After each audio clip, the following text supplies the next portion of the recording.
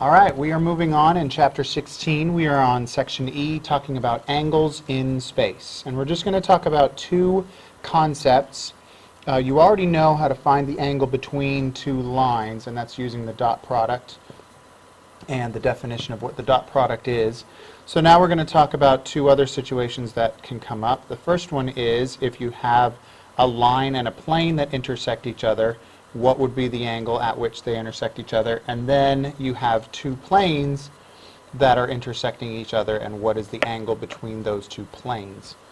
So we're going to start off with the first thing that I mentioned, which is the angle between a line and a plane. So we've got this line that we're calling D, and it's intersecting this blue plane here. So I don't know how to do like dot product of a plane and a line, but I do know how to do dot product of a line and a line, or a vector and another vector. So rather than use the plane, I'm going to use the normal vector to that plane along with the direction vector of this line. So I will call the normal vector n, and I will call the direction vector of this line d. So if I take the dot product of those two vectors, what I get is d dot n, and the definition of that is the magnitude of n times the magnitude of d times the cosine of the angle between those. Okay, and they put absolute values around here because we're only dealing in positive numbers. If I rearrange that, I get this formula right here. Okay, and that's going to tell me the cosine of this angle right here. Well, that's not actually the angle that I want. I want this angle right here that is represented by the Greek letter phi, or phi, or however you want to say it. So that's the angle that I want. So I could do this a number of ways. I could figure out what theta is using this formula and then subtract that from 90. That's going to get me my angle. Or instead of saying that this angle is the cosine of theta, meaning that it is, you know, some a over b, right? Oh, actually, that would be a over here, because it's the adjacent a over the hypotenuse b. Rather than say that it's that, I can also say that it's this side over this side, a over b, by calling it the opposite of this angle phi over the hypotenuse of this angle phi. And rather than calling it the cosine of theta, it is actually the sine of this phi angle right here.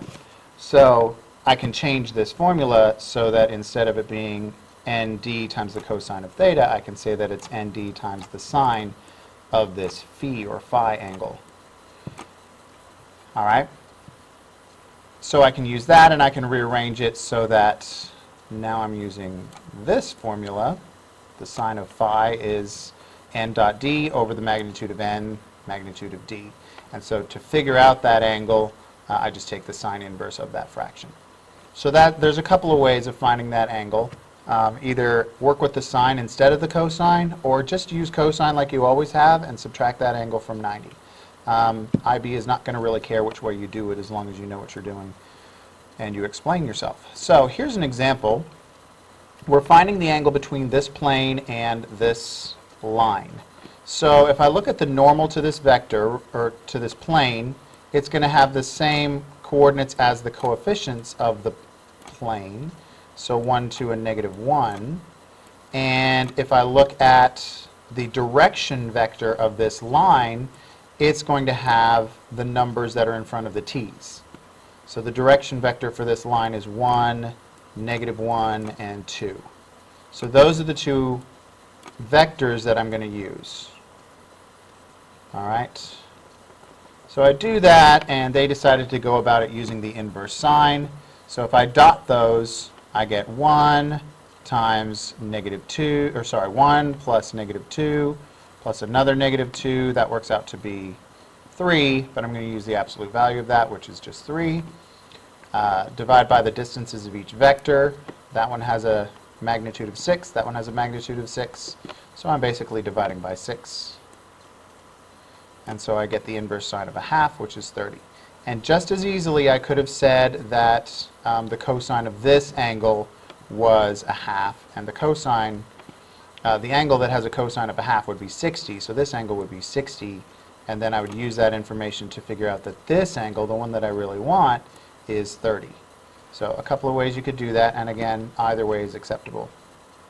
When I'm talking about two planes intersecting, then those two planes are going to intersect at the same angle as the normals will intersect. So this is actually easier. I don't have to change to another angle. I solve it the same way that I would. I just use the normal vectors. I use the dot product of those, divide by the magnitudes, take the inverse cosine, and then I have my theta. So I'm just using the normal vectors for each one, because that's going to be the same angle as the angle between the planes.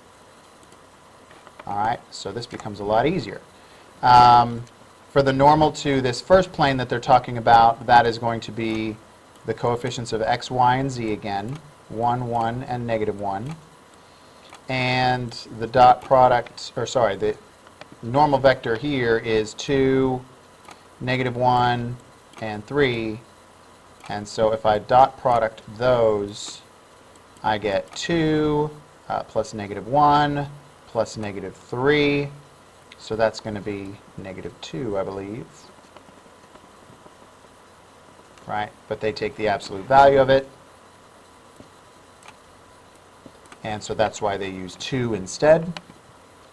The magnitude of this vector is 1 squared plus 1 squared plus 1 squared, square rooted, which is √3. The magnitude of this vector is 4 plus 1 plus 9, square rooted, and that is √14. So the cosine of the angle is 2 over √42.